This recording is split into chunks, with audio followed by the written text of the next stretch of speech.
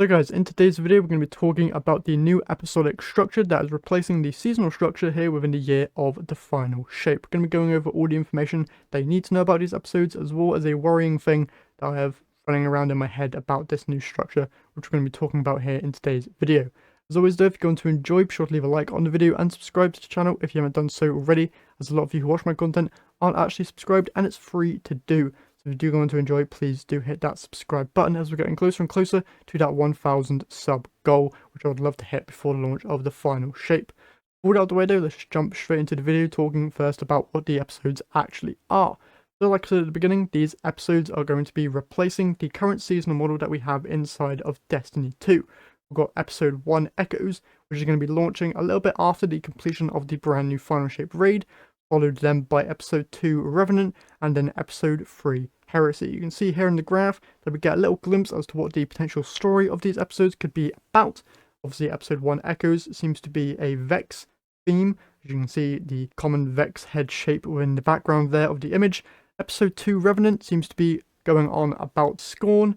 So we're probably going to get Crow story within that one. And then episode 3 Heresy is obviously Hive themed and will most likely be sorting out Xivu Arath, as we currently have just pushed her to the sideline at the moment within the current season of The Witch. That's just the basics of those brand new episodes. Going into more in-depth stuff now, you have the 3-axe structure. So within each of these episodes, we're of course going to be getting a new exotic weapon, as well as an exotic mission within each of the episodes, which is great.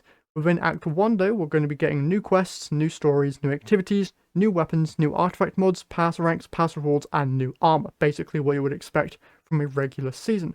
But once 6 weeks has passed, we're then going to be getting another huge block of content, which will be adding even more brand new quests, even more new story, more new activities, more weapons, more artifact mods on top of the ones that we are already getting with the launch of the episodes, followed by even more pass ranks and more pass rewards, which is great. Adding more content into these episodes is going to be a great way of solving the dry periods that we get within each of the seasons. One thing that they have forgotten to talk about though within this image is of course the returning raids or addition of new dungeons.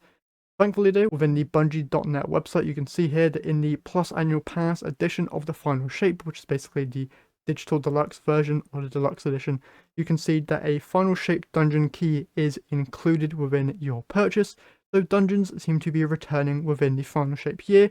Probably going to get 2 like we normally do, which is great. Sadly though, there's nothing here to confirm the return of any raids. Destiny 1 has one more returning raid, that being Wrath of the Machine. Destiny 2 has a lot of old raids that they could also add back. But with Wrath of the Machine being a fan favorite raid, it would be really sad to see them not add it. Obviously, I hope and think that they will, but there's 2 main pathways that they could go, because obviously we are losing one of the major content drops within a year. Instead of getting 4, we're getting 3. So they're either going to have to squish in some of those high-end content releases or potentially remove some of them. So one path that they could go, which is the path that I really hope that they do choose to go down, is of course we get the brand new raid with the launch of the expansion. And then after that, once the raid is completed, we'll obviously have episode 1 Echoes launching. I do hope that with this episode we do get the first dungeon included in the dungeon key within this first episode.